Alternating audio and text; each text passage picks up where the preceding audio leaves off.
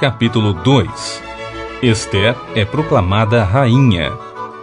Algum tempo mais tarde, quando a indignação do rei Assuero, Xerxes, havia passado, ele se lembrou de Vasti e de tudo o que havia ocorrido, inclusive do que ele próprio havia decretado a respeito dela e de sua punição. Então, os conselheiros do rei sugeriram que se procurasse em todo o reino belas jovens virgens para o rei, e que o rei nomeasse oficiais em todas as províncias do reino, com a missão de trazerem todas essas lindas moças ao harém da cidadela de Suzã. Ali, permaneceriam sob a tutela de Hegai, oficial responsável pelo harém, a casa das mulheres, onde deveriam receber um tratamento completo de beleza. A moça que mais agradasse os olhos do rei seria conduzida à posição de rainha e ocuparia o lugar que fora de Vasti. Essa proposta muito agradou ao rei, e ele determinou que se colocasse essa ideia em execução. Entre mentes, nessa época, certo judeu da tribo de Benjamim, chamado Mordecai ben Jair, Mardoqueu, filho de Jair, neto de Shime, Simei e bisneto de Quis, vivia na cidade de Suzã. Ele havia sido levado de Jerusalém para o exílio por Nabucodonosor, rei da Babilônia, entre todos os que foram presos e conduzidos ao cativeiro juntamente com Jecomias, Joaquim, rei de Judá. Mardoqueu era pai de criação de sua prima Hadassá, também conhecida como Ester em persa, pois ela não tinha pai nem mãe. Ester era uma moça muito bonita e atraente, e Mardoqueu a havia trazido para sua casa depois da morte de seus pais, e a tratava com todo o carinho como filha.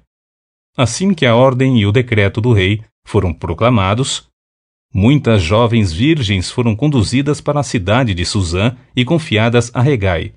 Ester também foi levada para o palácio do rei e colocada sob os cuidados de Hegai, responsável pela casa das mulheres.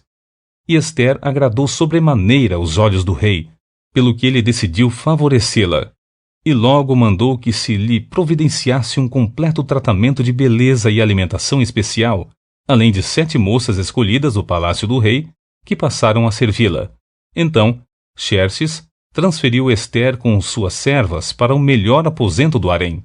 Contudo, Ester não havia revelado a qual povo e família pertencia, pois Mardoqueu a havia proibido de falar sobre isso. Todos os dias, Mardoqueu passava diante do pátio da casa das mulheres, o harém, para saber notícias de Ester, se ela estava bem e tudo quanto lhe acontecia. Em chegando o momento de cada moça vir se apresentar diante do rei Xerxes, depois de tratada de acordo com todas as prescrições de boa alimentação e embelezamento para as mulheres do harém, cuja duração média era de 12 meses, 6 meses com óleos de mirras e 6 meses com perfumes e cosméticos, então a moça era encaminhada à presença de Xerxes e recebia tudo o que desejasse levar consigo da casa das mulheres para o palácio do rei. Ao pôr do sol, a moça era conduzida ao palácio e de manhã retornava para uma outra ala do harém, que ficava sob os cuidados de Saasgás, oficial do rei responsável pela proteção e supervisão das concubinas. E a moça não voltava mais ao rei, a não ser que ele se agradasse dela e mandasse chamá-la pelo nome. Quando chegou, portanto, a vez de Hadassá bat Avihail, Ester, filha de Abiail, tio de Mardoqueu, que a tinha adotado como filha, ela não pediu nada além daquilo que Hegai, oficial responsável pela casa das mulheres, lhe havia sugerido. Ester causava boa impressão logo à primeira vista a todos a quem era apresentada. Então, ela foi encaminhada à presença do rei Xerxes, à residência real, no 10º mês, o mês de Tevet, entre dezembro e janeiro, no 7º ano do seu governo. E o rei se apaixonou por Ester e a amou mais do que todas as mulheres do seu harém, e ela conquistou sua aprovação e seu favor mais do que todas as virgens.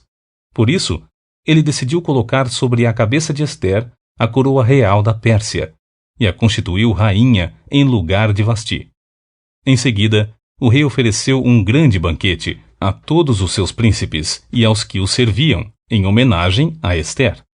Determinou que este fosse um dia de celebração, livre de qualquer trabalho, e promulgou um indulto geral em todas as províncias e presenteou a muita gente como expressão da sua felicidade e generosidade real. Mardoqueu delata conspiradores. Quando as virgens foram reunidas pela segunda vez, Mardoqueu estava sentado junto à porta do palácio real.